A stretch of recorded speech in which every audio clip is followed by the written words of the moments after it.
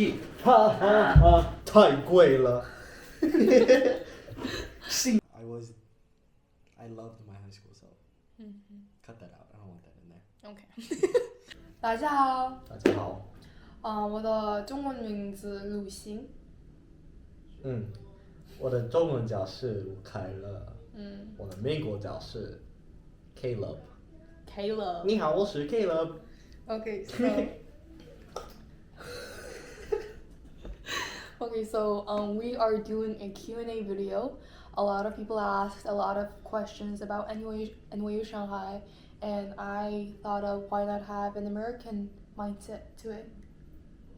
You want the dumb American mindset? Is that what you're... Okay. Hi guys. My name is Caleb. I'm not Mongolian. Half Filipino, half Chinese. I'm from Hawaii. It's my YouTube channel. This is my Instagram. And do I keep introducing? Yeah. I'm a freshman. We're in spring semester. I'm a business marketing major, and I'm also a student government. Yes. And hi. As you know, I'm a freshman.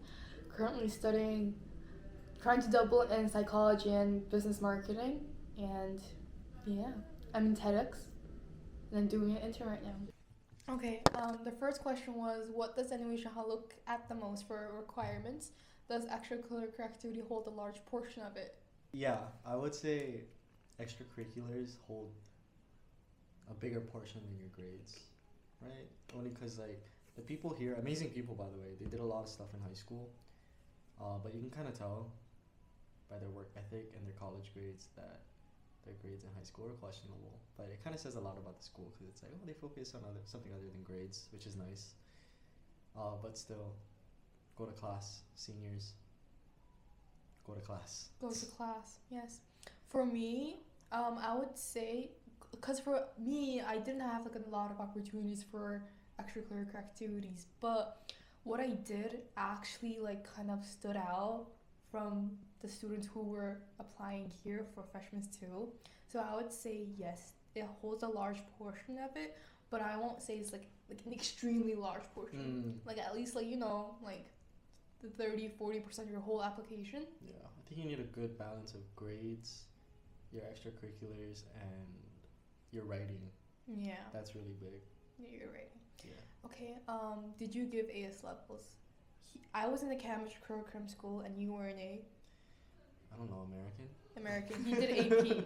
He did AP. So, for me, I did AS. I did give AS levels, but I did fail. I'm not gonna lie. I got an F.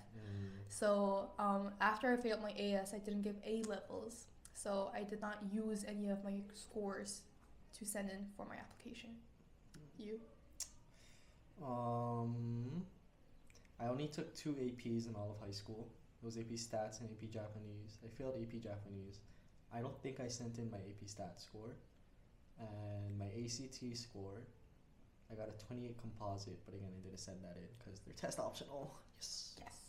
So, I mean, yeah, I still got in. I didn't send anything in.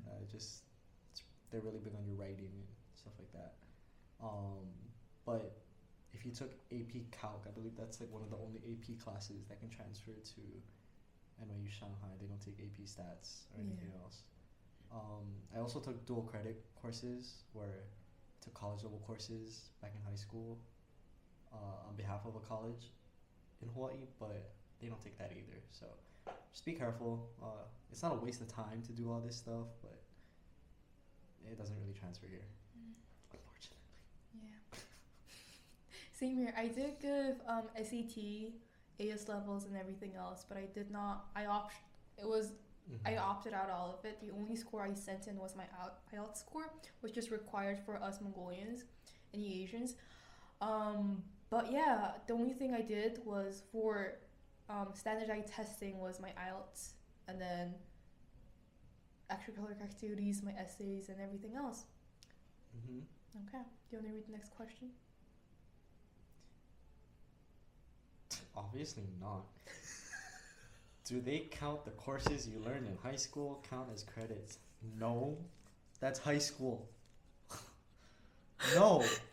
You're telling me somebody out there thinks that taking English in high school is the same as WAI and NYU Shanghai? Oh my I am not. Oh my god.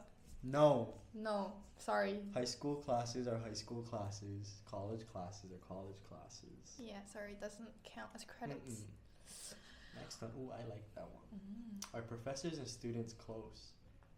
Depends. Depends on what kind of student you are. Depends on what kind of Teacher. professor Yeah. there are. For example, when we took GPS, my recitation teacher, I was really close with him, Dr. Warren, really cool. Now that I'm not a student anymore, I follow him on Instagram, and he follows me on Instagram. We're like that. Yeah, for me, I am that type of student who's not really close to my teachers. I mean, like, I visit them on like office hours and everything, but like we're not like, you know, he has ways. Caleb has ways of getting along with people a lot. For me, I would say this is not for me, but there are other students, they're friends with their professors and everything. But yeah, I mean, I know some Chinese teachers give out their WeChat to their students, which I think is really funny. Oh, my Chinese teacher did that last semester. What was that? 老师, what's the D driver saying? 老师, I can't get home from my INS. 老师, help me. No, anyways. Okay. Sorry. How much scholarship did you get? If you did, how do you pay the rest? Can you pay back your tuition by working on campus jobs? First, shut. On campus jobs to pay all your tuition. Okay. Well, I mean, you guys pay a different amount. You start. Okay. How much scholarship did I get? I got 57 grand. You? I got 15,000. 15,000. God Base is like 90, 80K. damn. And that was it. And on campus jobs, they pay in kwai, Chinese money. So for Americans out there, no, you cannot pay because it's 1 to 7. For Mongolians, No. oh, still no. Still no. They pay very little. They pay very, very little. I mean, it's like the monthly average, like the highest salary you can get is like 400 kwai. And 400 kwai isn't that much. Okay, guys, it's Marla here. I'm editing this, and then apparently that was a lie. So the minimum wage you can get from a month is 600 kwai, and the maximum is 1.4k kwai. So basically, depending on your hourly wage, how many hours you work weekly, and what kind of job you're doing, it kind of depends on that. So yeah. You're gonna have a hard time. Mm. And then for the second question, if you do, how do you pay the rest? For me, I know a lot of Mongolians do go under government scholarships, but I did not apply for it because the required documents was not fit for me, because basically government scholarships, they want to have like a very, what is it called? I was saying this in Mongolian. эрэлттэй мэргэжилтүүд. So what is that? Is that STEM majors, you know, like science, bio, data science, computer science. But I'm a business and marketing with a psychology major, which I did not fit in the requirements, so I did not apply.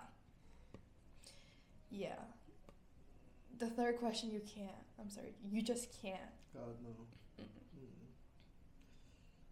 I pay through U.S. federal loans, fortunately. But I mean, I think when you get to campus, you're gonna realize that a lot of people aren't like that. Like, there are people here who are paying full tuition out of pocket, but there are also people who are paying no tuition and are getting paid to go here. So that actually leads into the next question. CSS, just do it. Do it. Like, it's gonna help a lot. The question is that recommendations on filling out your CSS and your required information you need. The thing is, to only fill out your CSS, you need your parents for it. Sorry, like, you can't fill in that information out by yourself. If there is any language barrier that you don't understand what they're asking you for, you use Google Translation. That's the only possible way you can do it. You need your parents, at least like this. If you all sit together and like do everything, this could be done in like 2 to 3 hours. Yeah, it's a lot of yelling sometimes. True. What is that? Oh no! Unfortunately. For me, my mom knew English, so I just gave the whole account to her, and she did it in a day. So that was me. The required information is probably in your CSS, the questions you're asking. But you need bank statements and everything. If you're American, Yeah. taxes, tax records. I think they asked about like citizenship, your family, how much you make in a year. Yeah. From what I remember, I think there are like 8 parts to it, and then I think if you're a student, you can do the first 4 parts by yourself, and then it becomes like tax questions. So Yeah. yeah. I think there was a part where I had a couple jobs in high school. I also had to put in how much I made from those jobs and stuff like that. Yeah. It's basically like filling out American taxes. Yeah. Okay. Advice on personal statement and essay writing. Like in general or just for the school? General? Who is that guy? He went.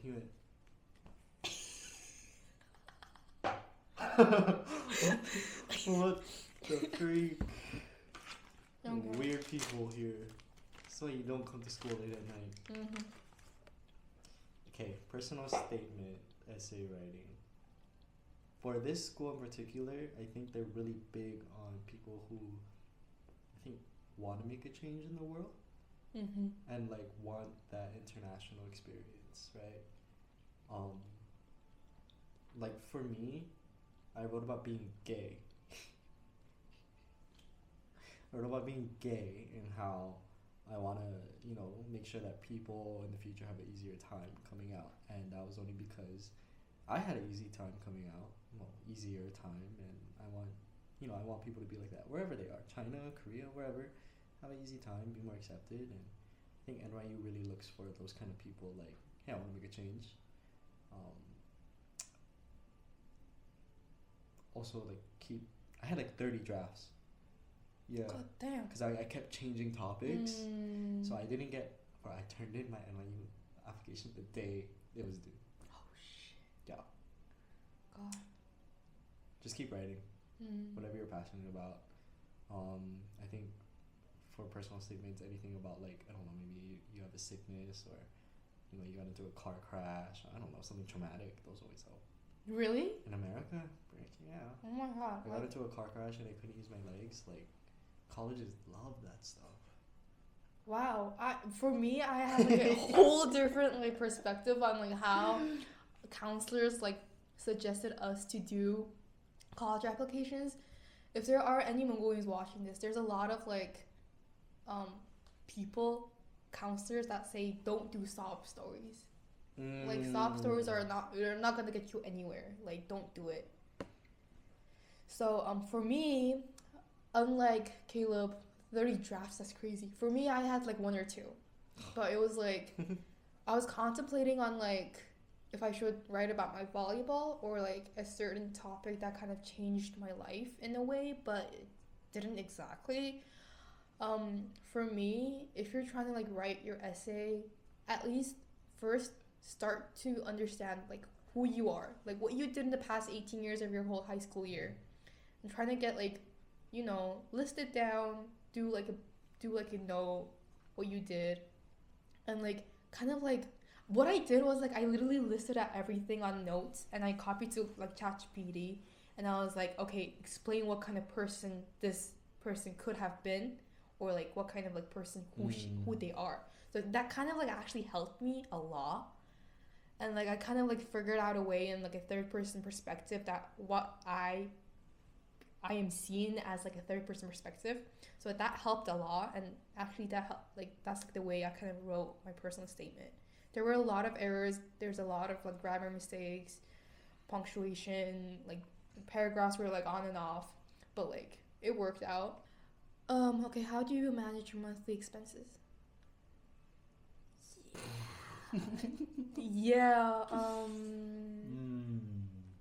Okay, for me, I have a monthly allowance from my parents, monthly 2,500 kwai. 3,000 American. About 3,000 American. 2,500. Oh, 2,500,000. Oh, 25. I think that's like around 300 something kwai. 300 kwai. Maybe $350, $400 Yeah. a month. For me, it's like that. But 250, 100 kwai is like I can live like luxury. Not luxury. I can feel like, freely. I can order clothes from Taobao, every day eating out, expensive like Cheesecake Factory at least like once a month, and like every morning a coffee. Like that's how I can work. But for me, I do save up 1,000 kwai up to my savings, and I actually just work with like 100, 1,500 with like food. But yeah, that's how I work my expenses. How about you? Interesting. You should be interesting. So like I don't have a set allowance. I haven't figured out my bank information yet, and it's been a whole semester. So I'm just on a credit card, an American credit card, and I think monthly, if I like don't budget, if I just freeload, all right, not freeload, but if I go to Cheesecake Factory every day, that kind of stuff, I think I like go like spending nonstop. I think it's around like maybe 2,000 kwai, which is around 300 American a month, which isn't that's okay bad, right? But recently, ever since I got back, it's been I just spend money on coffee. I started cooking in more. I take less DDs, which are taxis, really cheap by the way. I started taking less taxis, and I think this month I'm under 1,000 kwai, and it's halfway through. I think I'm at around maybe 850, which is only 100 American. But I think when you first get here, you're gonna be spending a lot of money. Yeah. I think my first few months I spent, I want to see 1,000 American buying everything I need, settling in, dorm stuff, groceries, all that stuff, and exploring too. So it kind of just depends. But managing it, you'll find your rhythm as you go on. Like I feel like in the first couple months, like we kept going out, yeah, right? we kept going out. But then eventually, schoolwork gets in. You need to save money on your caffeine, snacks and stuff like that. So, but everything's pretty cheap here. Yeah. Like, you just need to like your monthly grocery in the first day or in the first week of the month, and you're fine. But if you're gonna cook, if you don't cook, that's a problem. You can't just Taobao. Yeah, Taobao. Meituan. You can't just Meituan every day, guys. Yeah. That is food delivery service here. Yeah. That adds up. That adds up a lot. Yeah. I did that in the first month, and then look what happened to my whole. Like I had like a stomach problem. Like it wasn't great, guys. I'm taking meds for it. Okay. Next question. We answered that. Is AS level exam worth it, the certificate wise? Okay, for me, I did not indulge in getting a certificate, which is basically giving 5-7 exams, paying millions of tugrug, and like getting a certificate. For me, I gave 2 AS levels, which I failed both. Damn. Yeah. I gave economics and business. Not my brightest courses back in high school, but now it's getting okay, I think. But for me, if you're applying to like, London, to the UK, of course Cambridge curriculum AS levels and A levels are worth it, and it will give you some amount of scholarship to other universities, yes. But for me, I just didn't see like a reason to get a certificate. But it just kind of depends on you, like where you want to go, how do you want to do it, like do you want to like have like an understanding in your high school year rather than like learning it in your college year, because like the things that we go through in AS levels and A levels, they reteach it here again, but in a different strategic way. So I would say like if you want to like ace your classes, semesterly wise, then you can like do it easily if you do give your A's levels and get an A star on it. But for me, I just don't think it was worth it for me. Yeah. What kind of student were you back in high school? Are you timid, outgoing, etc.? Okay. Did I read the question to them? You did. Okay. High school. Oh, I was so outgoing. Like, I was stacked up. I had the internships, I had the positions, you know, every weekend I was at the beach with my friends. During the week I was going to work. Bro. Bro. Let me tell you, my Monday through Friday in high school would be wake up at 6 a.m., get ready, leave the house by 6:30. Get to campus and find parking because I would drive myself. Oh, shoot. Yes, by 7. Every morning, 7:30, Monday through Friday, I had a student government meeting. 7:30 to 8:55. Almost an hour-ish. I think that's it. Oh, no, we started at 8. 7:30 to 8. That was student government meeting. And then full classes, I never had like, you know how seniors, they can have like, not a full schedule. I had a full schedule. And then after that, I would go to work from 4 to 8. And then I'd get home and do my AP work and stuff like that. Oh my But on god. Tuesdays, okay, don't even. Tuesdays, I would have to drive into town for my internship at the State House of Representatives. And then after that, sometimes I would have to go to work because we don't have enough people. So I wouldn't get home till 10. And then on weekends, there was a time where I worked 2 part-time jobs where I would work from 5 a.m. in the morning to around 3 in the afternoon because it was a tourism job. And then sometimes I would go to my restaurant job after that from like 5 to 10. Why? You just like doing it? 上海那里的大水是太贵了。对啊。对啊。 So, but there are a lot of people on campus that didn't do as much as I did, and I feel like they still got in. Like I said, it just depends on your writing. I think your writing has a really big impact on whether you get in or not. Oh, I was outgoing. Like Marla said earlier, like I have an easy time yapping. I have an easy time talking to people. I mean, yeah, I had drama in high school, but it wasn't anything like I bullied someone. Like, maybe not to Do you think? Okay. maybe not to their face, but like I would think I was very outgoing.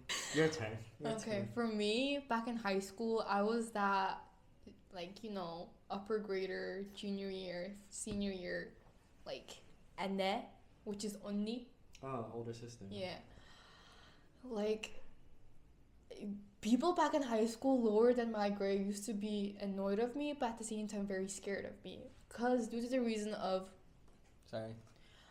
I used to organize a lot of events. Student Council, Red Cross, MUN, Scholars Cup, everything that literally my school had, like, you know, organized, and I was always the head of it every year. So for me, I was a very outgoing person in my high school year, but not in my school. So I'll go out with different high school kids, you know, different friends and everywhere. I knew, like, at least, like, from one school, from my grade, like 10 people from that exact class. So it became like 10, just imagine 10 different schools. I know like 10, 20 people from all of it. That happens to me, like, dynamically. My friend group is large, because like people in that high school knows that person in that high school, and everybody connects and everybody's friend.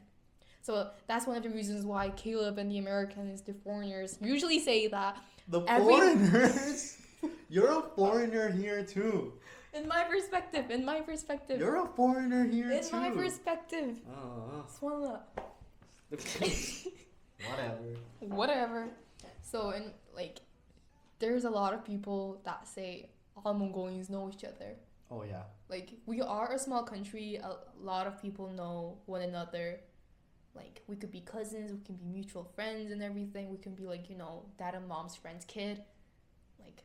Bro, honestly, the Mongolians run this place. We run this place, guys. There's like 58 of us. Ew. Yeah, I was a very outgoing kid and I was passive aggressive. Maybe not passive, direct. Passive aggressive. Jeez. But I think like it changes once you come to college. Like I don't feel a need to like talk to everybody. You know what I mean? Like I have my friend groups, and that's all I need. And especially here, like school is so small. If like a little bit of drama gets out, the whole school knows. Like immediately. Like 30 minutes and everybody knows, Everybody will, yep, we have a whole group chat.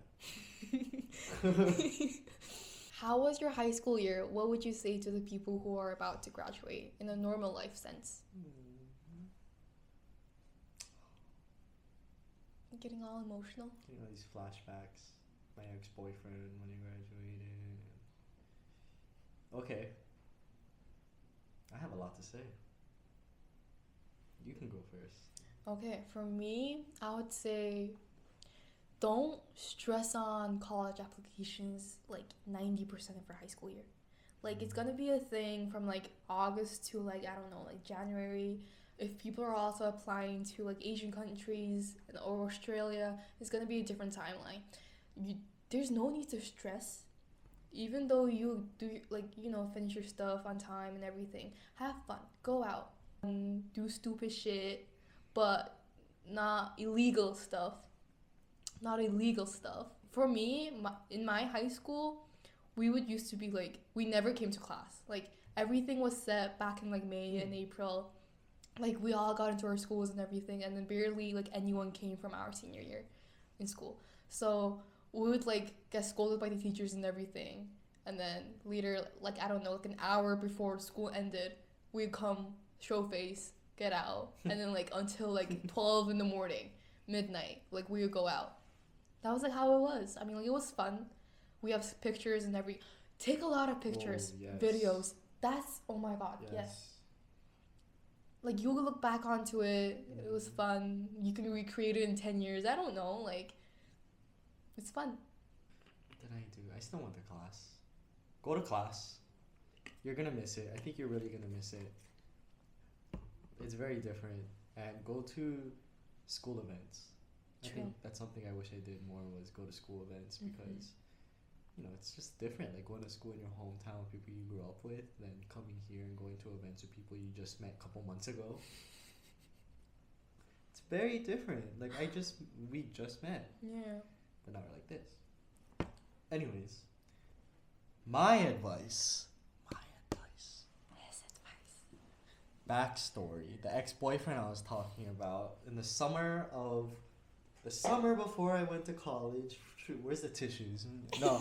The summer before I went to college, I got into a relationship with my best friend. And he's a year younger, so he's still in high school. But basically what happened was, you know, I got into a relationship before I left for Shanghai, and that wasn't the smartest decision. I don't regret it, but I'm going to tell you guys, long distance doesn't always work out. For a few people it does, but it's really hard. And in Shanghai, you're gonna have so much fun. There's clubs. You can drink here. They don't ID. Nothing. You just can't do drugs.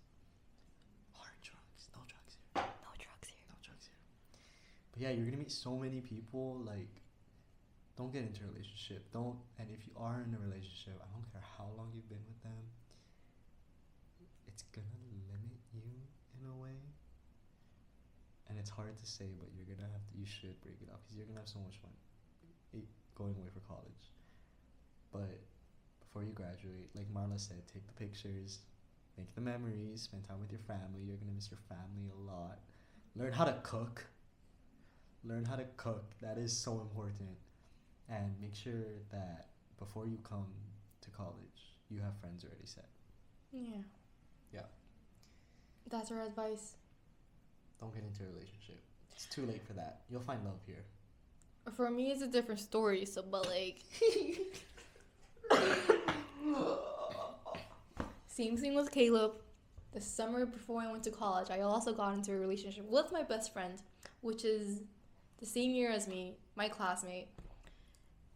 He came to Shanghai. I came to Shanghai. We had fun, but there are gonna be problems because we were new in the relationship. Because like what, like 2 months, like summertime, 3 months into the relationship at home, and then comes to a new place. Y'all still can't, get used to the new environment, new school, new people, new food, everything. Your environment changes like 360 degrees. Like, there's gonna be problems, but like it works out. Sometimes, very little. Some people, but there are a lot of friends of us that is also in a long distance relationship. And we look out for each other. Yeah, and we do look out for each other. If we go out and then there's like some just random, like 아저씨. I'm sorry, what is that? Like, old man, hitting up on our girlfriends. Like, we're like, yo, like, she has a boyfriend. He has a girlfriend. Chill out. Or boyfriend, whatever. I'm gay, so I don't care. So chill out. Yeah. What is your average spending monthly? Can you do an on-campus job starting from junior year? Wait, sorry. I think this is freshman year. Yeah. You can get a campus job freshman year. Yeah, you can. Average spending. I don't even want to talk about that. You can get a but it's very competitive. Oh yeah. There's a lot of competition because you're not only applying for freshman on-campus jobs. The whole senior, junior, sophomore, whole 4 years are all applying all at once. So depending on if you do it early or if you have the ability for like like for marketing, like if you want to do like marketing for like if you want to like run the NYU Shanghai page, you have to have like a sense of marketing and like aesthetic ways to it. But if you're just going to be like a receptionist at like a stand, just depends, So you should have like a ready resume or a CV for you to apply. How high is the cost in Shanghai? For him, it's very cheap. For me, I mean, like, it's similar to Mongolian currency, but a bit high. But at the same time, our campus and dorms are in the expensive parts. Ooh, let's talk about dorms for a little bit. You know how lucky we are to have the dorms we have right now? Let me tell you guys, no matter what kind of dorm you get, automatic, you get your own kitchen, bathroom, washer, dryer. No communal stuff here. You don't have to go down to the second floor, just use the bathroom, or the fifth floor, use the kitchen. You have your own, no matter what kind of dorm you have. We are so lucky to have that. Exactly. In America, bro, can you imagine getting home from a club at 3 a.m. in the morning, having to go down to the third floor in the dark?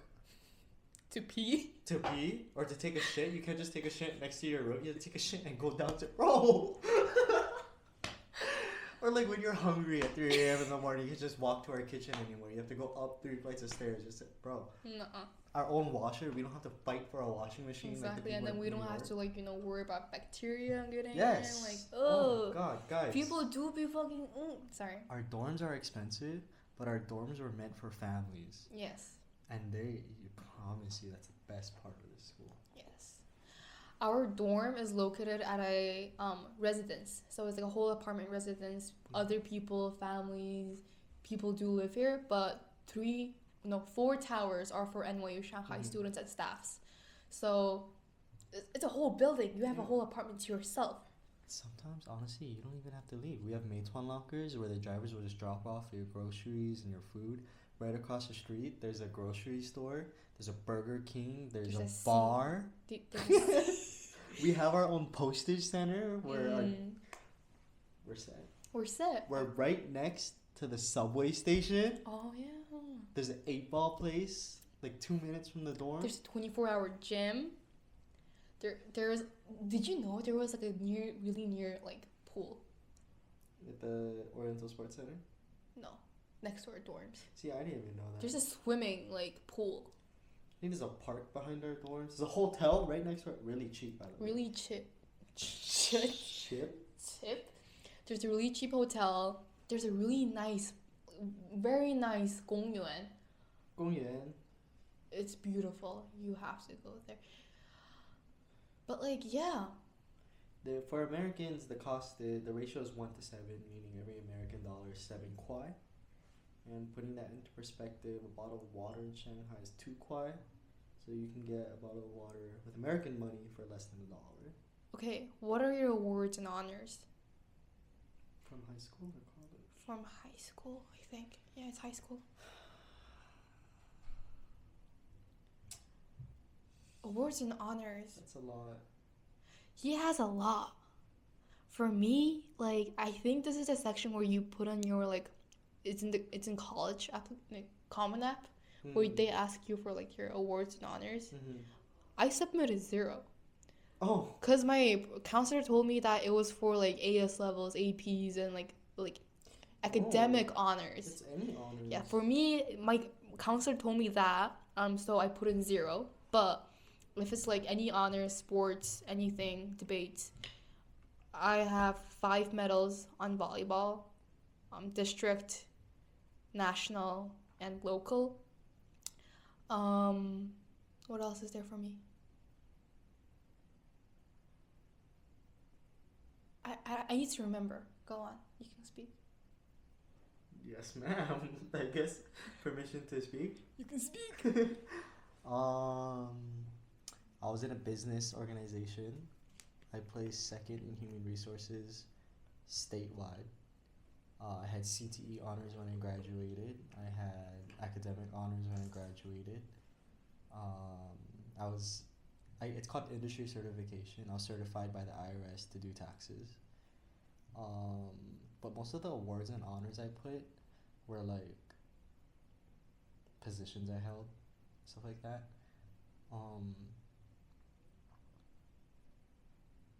Yeah.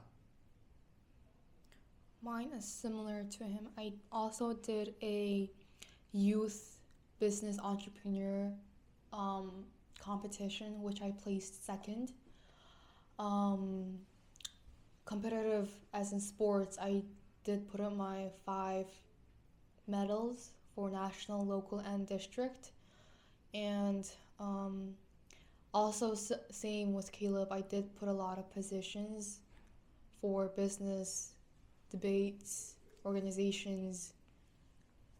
But the thing is, it wasn't the same thing as I put in my extracurricular activity. So like, I worded it out different, but it was not everything like exactly the same.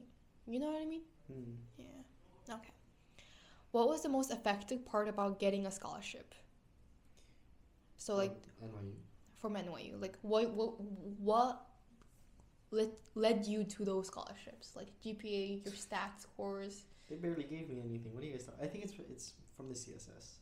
Yeah, from the CSS. They're need-based, right? So it's only when you need money that they're going to give you a scholarship. I don't think they look at your GPA and stats and stuff like that. It's strictly on how much your parents make, your living status, all that stuff. So it doesn't even matter. Yeah. But like, why do they? This is a question I want to ask. If you know, let's say there are 2 different families, right? Have the same cost, same need, like the same incomes, but then the other student gets in with a 50 grand, but the other one gets like 20 grand. Are you talking about us too? No, but like the same income. They have the same income. Then I think it could be. It also depends on how many people they're supporting as well, right? Like how many siblings you have. True. For example, if you have like 4 siblings, in high school about to go to college, you can't. It's hard to pay 80 grand when you have kids that are going to go to college the next year. You know what I mean? In addition to that, what was I going to say? If your income's the same, but someone gets more money, right? I think it's that, like, who else is in your family that needs the support. And I think it also matters, like, if you're on food stamps, True. all that kind of stuff. And then it also depends on who in your family. Let's say your 2 parents, right? One doesn't make income, the other makes income. So that certain person is basically feeding and caring after, let's say, like 5 different people in their family, and then letting you go to college. Yeah. So NYU Shanghai scholarships are all need-based. There isn't any possible way that you can get more scholarship within your GPA or like your stats. From NYU. Yeah. But for Mongolians, there might be a different case, which China is accepting a lot of Mongolians started from like last year, like within my year. Duke, Kunshan, NYU Shanghai, they're all public universities, Jiaotang, Fudan, Tongji.